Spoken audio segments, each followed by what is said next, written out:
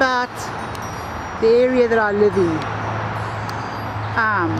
What I've got the camera focused on now, that's a weeping cherry tree that I planted 3 years ago, and it was a tiny little thing, and it's just grown like crazy, but it's flowering, and eventually it will look beautiful when it gets its green leaves, like a weeping tree. And the grass that was brown just a couple of weeks ago is now beautiful and green, needs to be starting to get mowed. Here are the daffodils that I planted a few years ago. And these ones are daffodils that I pinched from the next door neighbor. I dug them up after they'd flowered, and then here in amongst them you'll see peonies. I don't know if you can see that because the sun is shining so brightly that I can't see what's going on my LCD monitor. These are peonies that are just coming out. There they are, and I've got the wire to hold them up because they get pretty heavy, especially once they flower. The problem is here in America though, the peonies flower and they look gorgeous, and then we have these rainstorms that just come and knock the flowers off them, so we don't get to enjoy that beauty very much. Now this tree here with the crooked stem, the crooked trunk, I've also planted about 4 years ago. It has never flowered,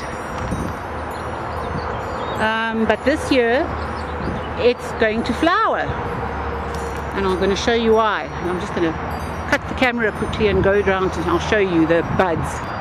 You see, these are going to be beautiful hanging flowers in a few days' time. This tree is going to look absolutely gorgeous because these flowers, they grow huge and they hang down in like bunches of grapes, and then eventually this tree will get its leaves and it will just look gorgeous. Now I'm going to take you to the rest of the garden quickly, show you something else.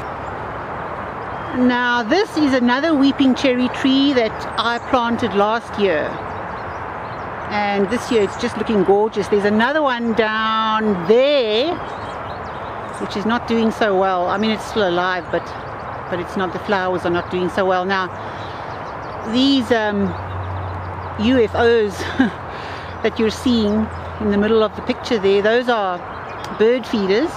I'm an avid birder here in America. I just love American birds. The northern cardinal is the most beautiful bird in the world. I never had that passion for birds in South Africa. And this area that I'm photographing now, when I came here, it was full of this nasty Japanese honeysuckle. It's a voracious weed in this country, but it feeds the birds. But anyway, I cleared all this away and planted Valencia pears, which have just finished flowering over there. There's 2 of them. I hope you can see that. And then I put some cherry trees in as well. There's 3 cherry trees. And then I've got blackberries, Arapaho blackberries, that's what these are.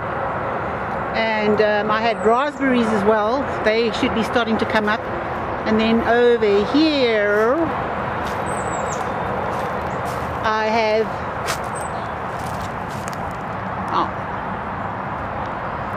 let me see, blueberries. Yes, and I've got 3 blueberry plants. I've got Chandler and 2 others. Can't remember what the others are called. So, and of course I just garden for the birds. If I don't eat any of the berries, it's not going to bother me at all. So now my husband and I live in a very, very secluded area in St. Louis, and I'm going to just cut the camera again here. We live at the end of a cul-de-sac, or the end of the road, and that road that you can see and probably hear on the camera, it's roaring away, is the old Route 66, which goes past our house. It's now called the I-44. And in summer, the trees that are all around us here, they are leafy and they act as a kind of a sound barrier, so the noise is not so bad in the summer. They have not yet started to leaf, but it looks absolutely gorgeous. It's like a little piece of heaven here.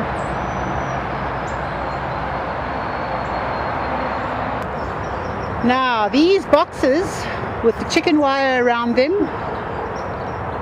they are sparrow traps, English house sparrow traps, and the ones down the bottom there are starling traps, and they're made by a man who lives in Minnesota. His name is Blaine Johnson, and I catch European starlings and English house sparrows, and won't tell you what I do with them, but I don't leave them alive, I'll tell you that right now. They're the bane of the life of the American birder. And so we trap them. They are repeating traps, and so we don't need to reset them, and any native birds that get caught in there, you can just take them out and let them go. Now this here is a native American honeysuckle. It's not flowering yet, but it's beautiful. It gets beautiful pink flowers on it. And then of course here's the weeping cherry that's just not flowering as well as the other one is. But this whole area used to be Japanese honeysuckle, and I spent 2 years clearing it away with a pick and an axe and a shovel. When I came to live here, all of this was also Japanese honeysuckle, and I cleared all of that away and planted plants underneath. This is a tree you're seeing over there, the trunk, that's an American elm, and a nasty silver maple next to it with mimosa trees. You'll see all those little horrible things. Okay, there is one of my bird boxes, and I'm going to bet my bottom dollar there is a darned house sparrow making a nest in there. I'm going to go and check that quickly, and I'll come back to you and tell you what it is. Okay, that is a typical house nest, should I say, of either an English house sparrow or a little bird which is not native to St. Louis, but it's called the Eurasian tree sparrow. But I'm going to get rid of this nest because I do not want these birds nesting in my boxes.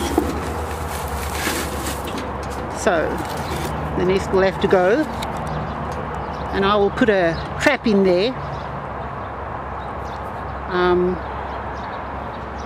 Sorry about that. And there's one of my big feeders, and I try and keep this feeder full because we get grackles, big black ugly birds. I try and keep them down this side of the garden because they are so enormous and they come in such numbers. There is another nest box there. I don't see what's in there.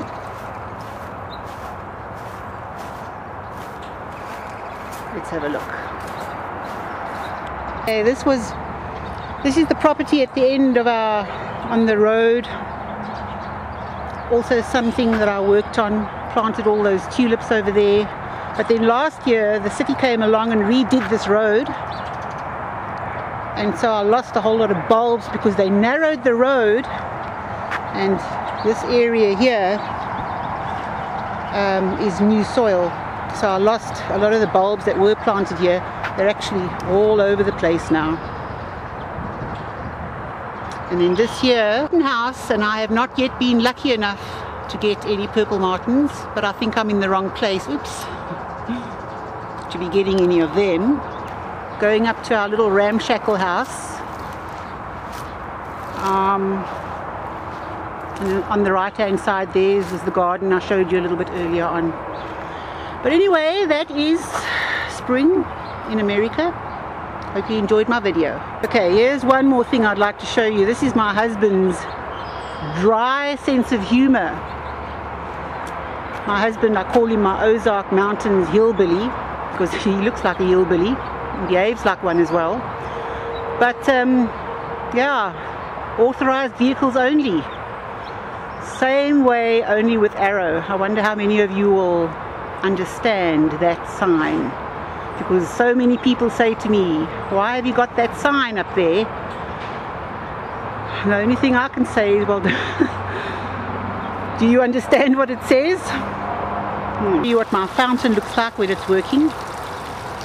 Oh, this fountain draws so many birds, and I put it away in the winter, but I actually put it up about 4 days ago again for the summer, so that fountain will be running all summer.